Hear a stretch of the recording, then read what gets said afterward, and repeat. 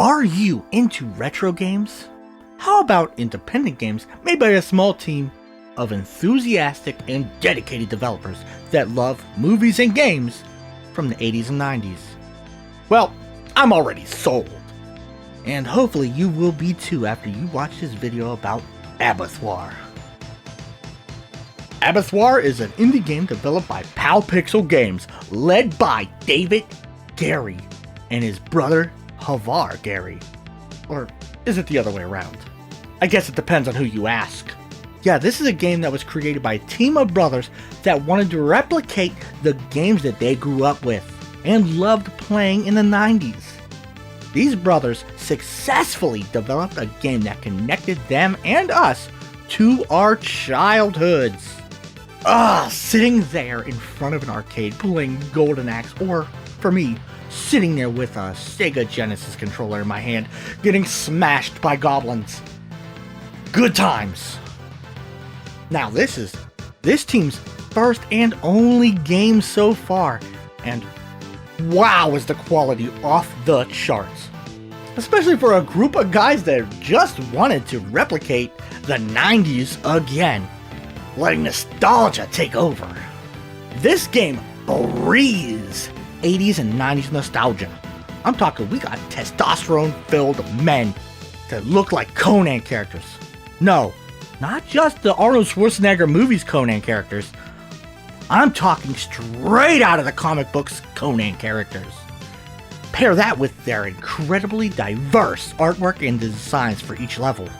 Sure, the early game is a little basic, but after you start learning your controls and really understanding how Abathor works, the game starts to kick it up a notch, with giant snake gods chasing you up towers, riding griffins across the sky to reach the city of Atlantis, where you can even play on your own Super Mario World style water levels with platforming that you need immense testicular fortitude to deal with. I'm talking super badass leaps of faith. This game literally makes you feel like you're a badass from the 80s in a sword and sorcery film. Abathor really does include everything that made the old Super Nintendo, Sega Genesis arcade games great. There are side-scrolling shooter segments that are underwater where you're using Echo the Dolphin as a gun. Donkey Kong-esque minecart sequences. Then we even got intense boss fights. And you get all of this because each world is so unique. There's no recolors here. There's no enemies with similar move sets, unless you consider Medusa head moves to be similar, but come on. While some enemies might have similar concepts, you always have to handle them and fight them differently, like the lizard men with shields, having completely different weaknesses and playstyles than the mushroom men with shields. And the references, God, they just... Chef's kiss. A riddle of steel? Yeah, that's the level where you start running into the snake enemies, fighting a snake code in front of a snake tower, right before you face off against the army of darkness. Yeah, you just know everything I love, don't you, Pixel Games? All we're missing is a boomstick reference. And I swear to God, this level here must have been inspired by the NES classic Rygar, which, funnily enough, is also about Greek gods. That's one of the cooler aspects of this game. It's all about Greek mythology. Maybe that's why there's so many ActRaiser references. And what's really amazing is I'm probably missing out on a shit ton of references, because even the music feels like it's a reference to certain games from the SNES, Sega Genesis days. The entire time I was playing this, it felt like I loaded up a Super Nintendo game on my Switch. I know this game came out last year, but it really does feel like a modern classic. And the OST just solidifies its presentation. The presentation of this game is top notch at doing what they wanted to do. Replicate the feeling of those 80s and 90s games and movies. Imagine if Golden Axe was the only man at an orgy of side-scrolling beat-em-ups from the Super Nintendo's Sega Genesis era. That's how you get a game like Abathor. Abathor plays like any side-scroller beat-em-up you've ever played, with solid controls. You make a mistake, it's usually your fault. But each character has their own playstyle and moveset that can change the difficulty of levels depending on what the character you're playing is good at. And there are 4 of them because, well, this is a 4-player co-op game. Karantar? Oh, I'm gonna butcher all these names. He is the barbarian. He is Conan the barbarian. He has 2 specific traits that make him special. His ability to dodge with invincibility frames, making him great for boss fights because he could just dodge attacks and hit them with an even bigger attack because his special does 3.5 times more damage than any normal attack, which is a big deal in the boss battles.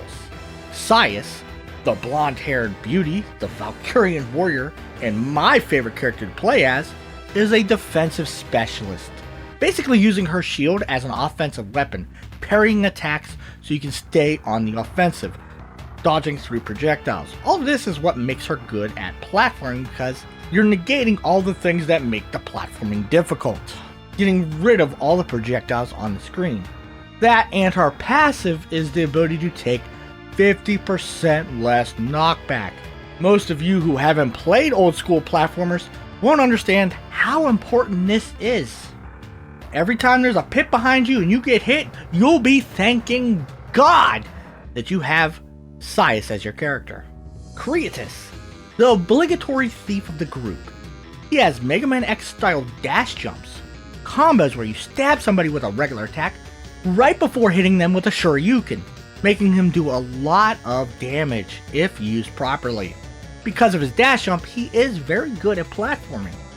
I just don't think he's as good as Sias because he still gets knocked back into those insta-death pits. Then we got Asias. Asias is one of the most unique characters in the game. He is a half-demon warlock who absorbs enemy souls into himself to increase his power. Even his dash will do damage once he's able to steal someone's soul. And because of this, you can combo into his dash and soul stealing abilities, increasing your damage even further. This gives him the potential to be one of the most powerful characters in the game.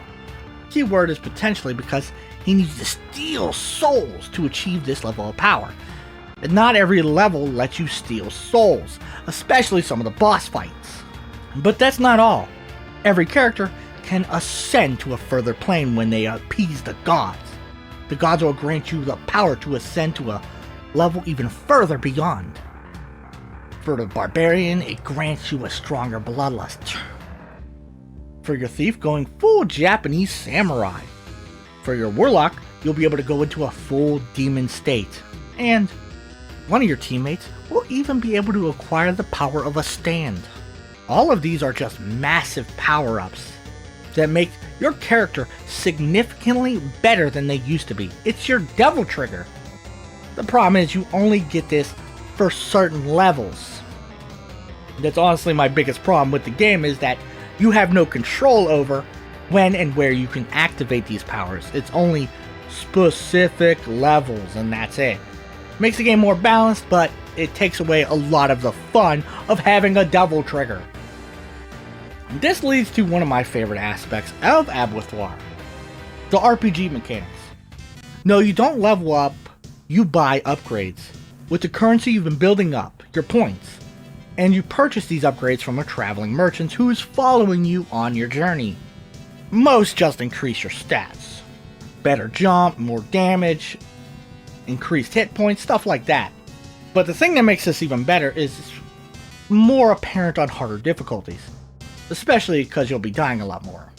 When you lose all your credits, you'll lose all your upgrades and have to start back at the beginning of each world. The bad thing is you have to redo everything. The good thing is, if you didn't like the build you had previously, or it doesn't work with the character you're now playing as, you can switch everything up to be more effective. You need to jump higher for this platforming section? Done. The good thing about Abathor is there's so much strategic value placed on each character and build that you need to complete this game, and you can switch it up at any time. One of the best things Abathor does is incentivize killing enemies over speedrunning by giving you more points, your currency, for killing enemies instead of completion time. But that doesn't mean the game's easy. It is still difficult. And there are 3 major difficulties, adventure mode being one of them. Adventure mode is you're playing for fun mode, giving you 99 credits and the ability to even go back to practice previous stages. On top of that, it even changes some of the item layouts so you have an easier time defeating the bosses. One of the boss fights was ridiculously easy. My controller actually broke during this boss fight and I was still able to defeat him. Yeah, there's a reason this is a broken controller, alright guys? Don't ask me any questions. In a heroic mode, you get 5 credits. That means you have 5 lives. That's it. That's all you get to complete 10 worlds with multiple stages in them. So I'm going to say it's pretty tough. The good thing is, when you run out of credits, and you will, you're only getting sent back to the beginning of the world. This is to replicate the difficulty of the SNES Sega Genesis era, where you would die and have to restart the game. Unless it was something like Donkey Kong Country where you could have saves. The problem is here, when you run out of lives and go back to the beginning of the world, it can be a lot tougher than you would think. There are really rough sections where I just got hard stuck there because I couldn't make a certain jump, or I couldn't understand how to kill this enemy. Where I may have been able to do it in adventure mode, I couldn't do it in heroic mode. So when I would get to the end of the world and have to fight the final boss of that world, I would have 1, maybe 2 opportunities to successfully beat him. And when you fail, you go all the way back. So there are points where I was stressed.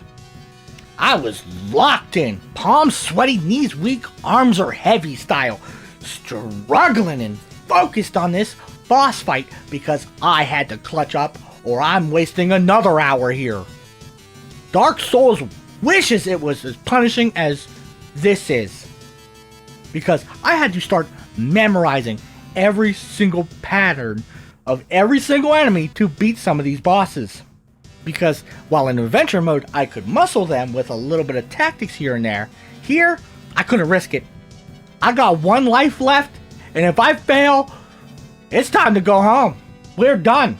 Now this made this game a lot more challenging and a lot more fun for someone like me who's played a lot of these games, but somebody who hasn't played these type of games with these type of mechanics, well, a lot of players could get gatekept by this mechanic, especially on later levels, and they might not be able to complete the game.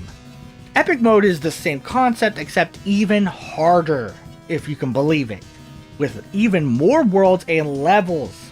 It's very similar to stuff like Ghosts and Goblins on the regular Nintendo and Super Nintendo, where to see the true ending, you had to beat the game and then beat the game again on a harder difficulty.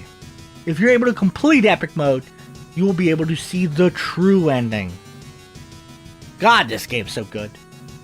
Because you can also play all of these modes with 4-player co-op, fully utilizing all of these characters' special techniques and abilities to complete the game, making this more like the original Dungeons and Dragons beat 'em up, where each character had their own abilities and you would have to utilize them to progress. Man, this is reminding me a lot of Dragon's Crown.